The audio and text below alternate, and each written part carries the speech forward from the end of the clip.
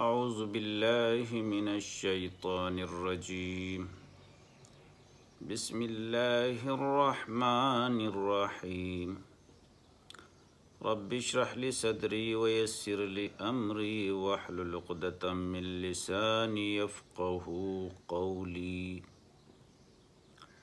محترم سامعین و ناظرین، آج درس قرآن کے سلسلے میں سورہ صافات کی آیات نمبر 35 سے شروع کریں گے۔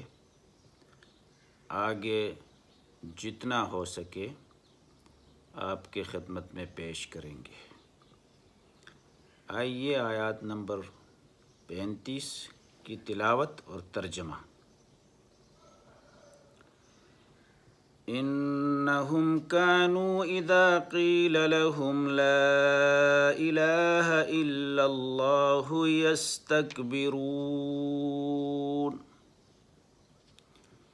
یہ وہ لوگ ہیں کہ جن سے کہا جاتا ہے کہ اللہ تعالیٰ کے سوا کوئی معبود برحق نہیں، تو یہ لوگ سرکشی کرتے تھے، تکبری کرتے تھے۔ آیات کا ترجمہ ایک بار پھر، یہ وہ لوگ ہیں کہ جب ان سے کہا کرتے تھے کہ اللہ تعالیٰ کے سوا کوئی معبود برحق نہیں، تو یہ لوگ سرکشی کرتے تھے۔ یہ ترجمہ بھی درست، یہ لوگ تکبری کرتے تھے، یہ ترجمہ بھی درست۔ اگلے آیات دیکھ لیجیے۔ وَيَقُولُونَ أَإِنَّا لَتَارِكُو آلِهَتِنَا لِشَاعِرٍ مَجْنُونٍ۔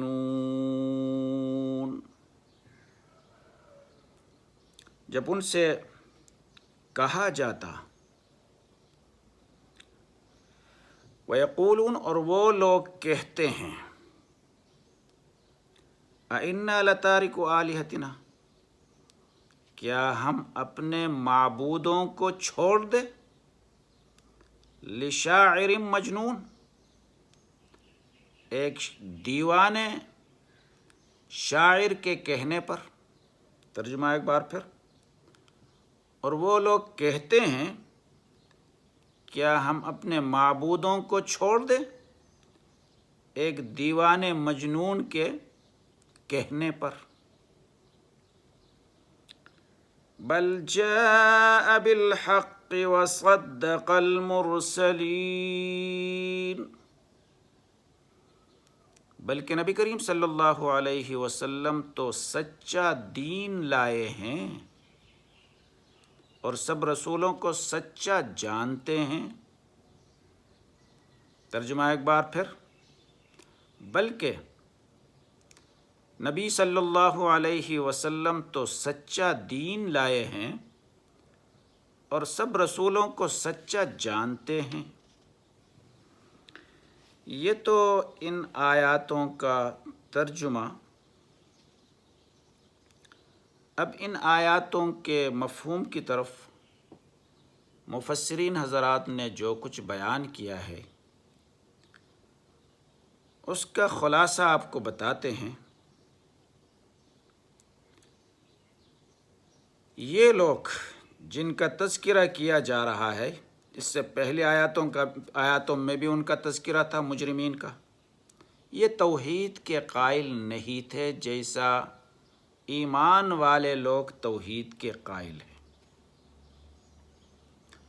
یہ لوگ توحید کی آواز سن کر، توحید کی دعوت سن کر نفرت کرتے تھے، تکبری اختیار کرتے تھے۔ ایک حدیث میں آتا ہے کہ نبی کریم صلی اللہ علیہ وسلم فرماتے ہیں کہ مجھے حکم دیا گیا ہے کہ ان سے جہاد کرو کہ جب تک وہ لا الہ الا اللہ کا اقرار نہ کر لے،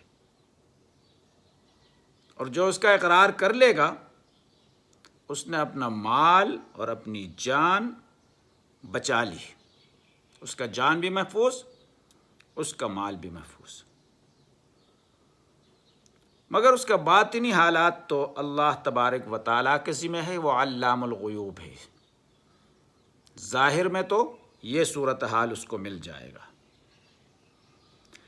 اسی میں ایک متکبر قوم کا تذکرہ ہے، وہ متکبر قوم جو سب سے بڑی تکبرانہ انداز اس میں کیا تھی؟ توحید سے روگردانی کرتے تھے۔ ابو العلا رحمہ اللہ سے مروی ہے کہ قیامت کے دن یہودیوں کو لایا جائے گا اور ان سے سوال ہوگا کہ تم دنیا میں کس کی عبادت کرتے تھے؟ وہ کہیں گے اللہ تعالیٰ اور اس کے ساتھ حضرت عزیر کی۔ ان کو جواب ملے گا، کہا جائے گا اچھا بائیں طرف آؤ، دائیں طرف کے قابل نہیں ہے، بائیں طرف آؤ۔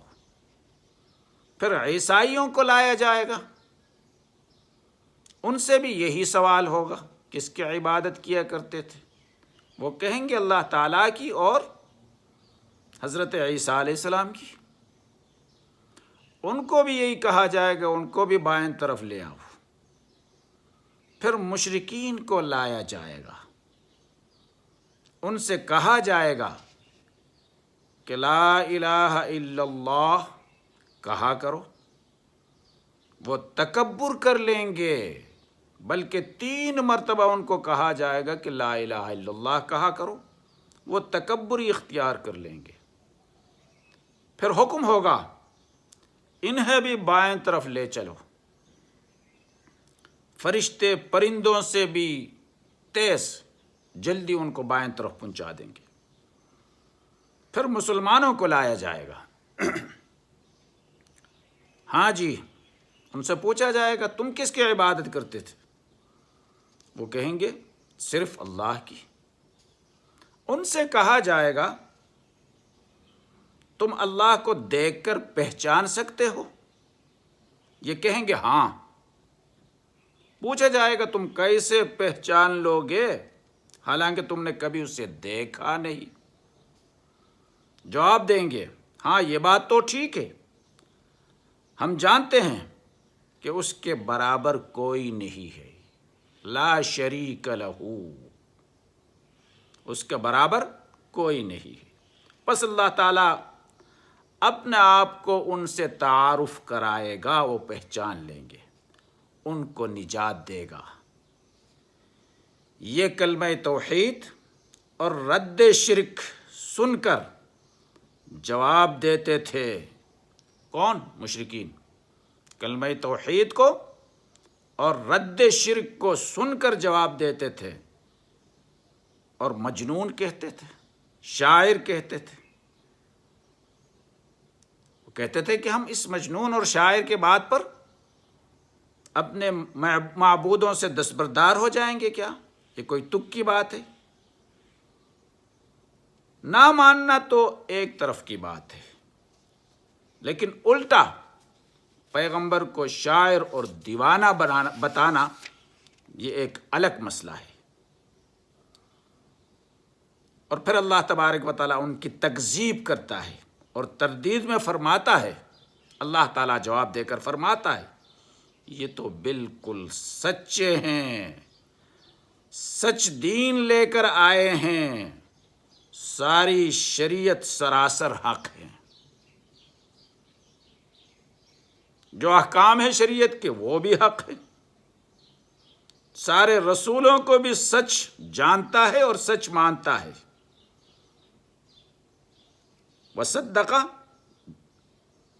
وصدق المرسلین جو کہا گیا ہے کہ نبیوں کی تصدیق کرتا ہے۔ مفسرین اس میں 3 اقوال ذکر کرتے ہیں کہ اس کی رسالت کی، اس کے صحیح رسول ہونے کی پہلی اور بنیادی علامت اور دلیل یہ ہے، یہ کسی سابق نبی کی مخالفت نہیں کی ہے، محمد الرسول اللہ صلی اللہ علیہ وسلم کسی سابقہ نبی کی مخالفت نہیں کی تھی۔ یہ ایک دلیل ہے، عناد کے طور پر، تعصب کے طور پر، مخالفت کے طور پر کسی نبی کی مخالفت نہیں کی، سارے نبیوں کی تصدیق کی، سارے نبیوں کو حق مانا، سارے نبیوں کی تعلیمات کو حق مانا اور حق جانا۔ ایک دلیل یہ ہے، یہ صدق المرسلین سے ایک قول یہ بیان ہوتا ہے۔ مفسرین دوسری قول یہ ثابت کرتے ہیں کہ یہ رسول، اس کے رسول ہونے کی دوسری علامت یا دوسری دلیل یہ ہے، یہ جو باتیں لے کر آیا ہے، جو احکامات پیش کرتے ہیں، وہ کوئی اجنبی نہیں ہیں، وہ احکامات فطرت انسانی کے عین مطابق ہیں۔ ایسی باتیں سابقہ انبیاء نے بھی لائے تھے، ان کے باتوں میں کوئی اختلاف نہیں ہے، یہ اس کے سچے نبی ہونے کی دلیل، اس کے دین کے سچے ہونے کی دلیل۔ اور تیسری دلیل اس کے سچائی کی، سچے نبی ہونے کی، کہ سابقہ انبیاء علیہ الصلاۃ والسلام نے اس نبی کی جو اوصاف، جو پیشن گوئیاں ان کے بارے میں کر چکے ہیں، جو باتیں دی ہیں اس کے بارے میں، وہ سب کے سب اس پر ثابت آتے ہیں، اس پر درست ثابت ہوتے ہیں۔ وصدق المرسلین میں یہ 3 اقوال مفسرین نے بیان کیے ہیں اور کہا ہے کہ ایک نبی کی صداقت کے لیے یہ 3 دلائل کا ہونا ضروری ہوتا ہے، اور نبی آخر الزمان صلی اللہ علیہ وسلم میں یہ تینوں کے تینوں دلائل پائے جا رہے ہیں۔